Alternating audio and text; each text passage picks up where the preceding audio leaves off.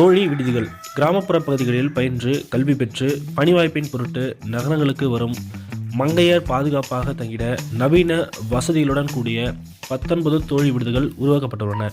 இந்த தோழி விடுதிகள் எப்போ ஸ்டார்ட் பண்ணாங்கன்னா 2023 தமிழ்நாட்டில் மொத்தம் 19 பிளேஸில் இருக்குது. இதுக்கான கட்டணம் பார்த்தீங்கன்னா சென்னையில் 300 ரூபாய், இதர பகுதிகளில் 200 ரூபாய் இதுக்கான கட்டணம். அடுத்ததாக 2030க்குள் 33% மின் பேருந்துகள். சென்னையில் 380 மின் பேருந்துகள் உள்ளன. தமிழகத்தில் 2030க்குள் 33% பேருந்துகளை மின் பேருந்துகளாக்க இலக்கு.